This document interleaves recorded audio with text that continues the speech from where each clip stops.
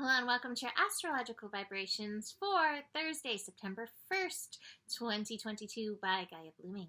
I am Mimi and our energy mantra for today is I align my actions with my holistic focus. And today we are moving into the second part of this yod that we've been working on. We are yachting Venus in Leo with Pluto and Neptune feeding in, and we're moving into the more challenging part of it, arguably. The more challenging part of it, the Plutonic part of it, Venus inconjunct Pluto. Now, I want to remind you, as I always do, Pluto is empowerment. This is super important, helpful energy, but a lot of times we feel the puny, we feel the small, we feel where we are not empowered in order to get there. So be aware today, Venus, which can be relationships, our worth, money stuff, our gifts and talents, our material goods, all of that. The productivity that we have in the world, all of that is facing off with Pluto. And a lot of times we will feel that inadequacy come up. Now, a lot of times, if you really investigate it, that inadequacy is not true. And it's not actually even coming from you. It's a lot of times coming from some sense of comparison or, excuse me, or some authority placed some big picture in your head that's not in alignment with you. What our work is in this Venus energy is loving ourselves fully as we are, where we are, in and through this energy. The song "How Deep Is Your Love," I don't even know the rest of the lines, but like, how deep is your love when it comes to you, is coming up in and through this. Don't get sucked into the illusion of not being enough. Feed into, I am a divine creature. I am showing up as I am called to. And that doesn't mean that you can't keep moving into continued expansion into your calling, holistic focus, right?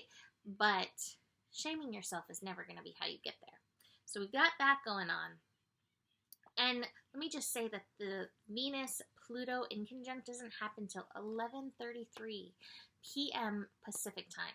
So we are building to that all day long. So things may just start like kind of creeping up as you move through the day. An interesting connection to this, which may help you through it.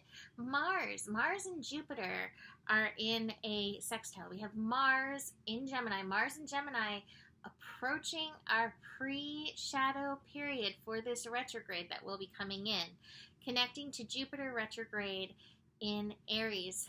And oh gosh, I can't even remember who this song is by. It's a song I love, and it's the line, "What I am is what I am, you what you are or what." I can't think of who sings this song. It's a song I used to love in the 90s. Anyway, I'm not aware of too many things. I know what I know, if you know what I mean. Anyway, that Mars-Jupiter connection is a call to yourself.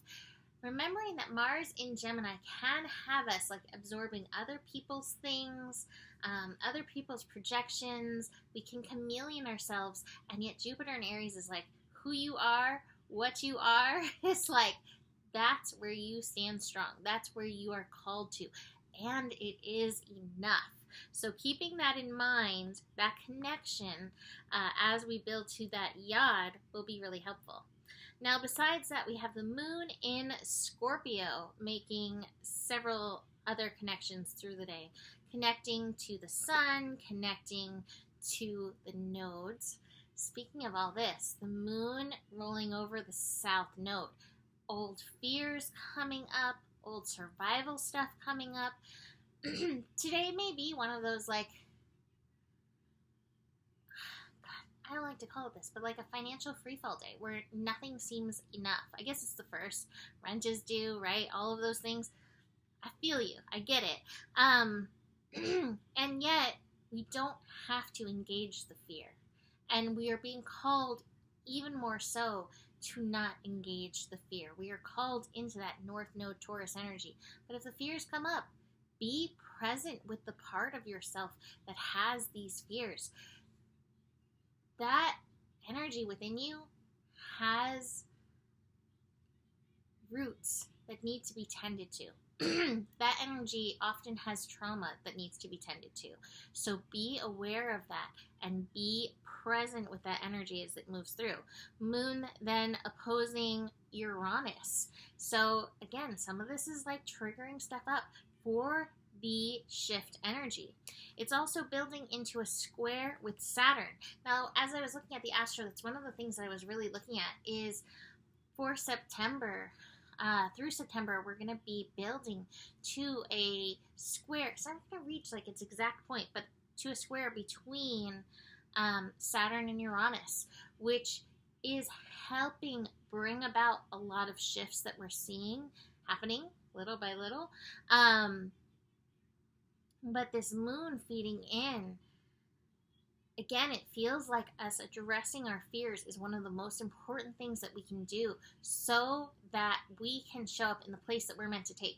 Saturn in Aquarius is like taking your place in the rainbow, right? Like, okay, you belong in the red section, you belong in the yellow section, you're in the hot pink section, whatever, you know, like whatever your color is, or if you're a rainbow, in the rainbow. But while we're clouding ourselves in the fears and veiling ourselves from our truest energy, we're not able to take that place in the rainbow. And so that energy may bring some of this stuff up so that you can uncover this part. So be aware of that. This energy is really potent. What do I do with my cards? Here we go. All right, so not the top of the cards, but my favorite card in here. Be here now. Be present with it as it shows up. You don't have to fear your fear, right? I think sometimes that's almost the worst part of the fear, is fearing the fear. Does anybody relate to that? Watch where your mind is going with all this. You know, Sun in Virgo, Mars in Gemini, Saturn in Aquarius, all this is really strong mental energy. So watch your mind, and your mind may show you where it has its own patternings that it keeps taking you through and where you can potentially break out of this, right? We do have the intensity card, so we are moving through this even as we're being present. I love that these right next to each other, right? The be here now with intensity. So even as you are being present, there is forward powerful momentum happening in force. I love the contradictions. All right, let's look at these three all together. So, intensity, be here now, and laziness. The laziness card is recognizing where you need to lean back and sitting in it. I always love this card because it's like there's shards of glass here. There's stuff that needs to be addressed. But sometimes you need to lean back. Sometimes we try to overdo rather than being in it, and sometimes it is the being process that helps us ultimately move through this intensity. The final card that I have is the abundance card. It is in reverse. I do think that money stuff may be one of the energies coming up today, but this card also always says, like, make sure you're staying focused on the spiritual and in the physical. Find a balance of that for yourself in this energy. Both have important energy for you. So keep that in mind, especially if you are feeling any abundance fear. What is Spirit saying to you when you meditate, when you tune in? What is your lesson right now?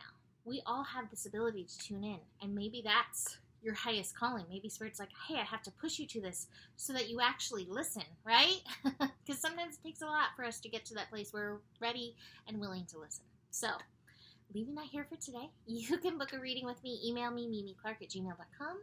Besides that, the better it gets, the better it gets. There's more than enough love in the world for you. You have the power, and honor your values. Namaste.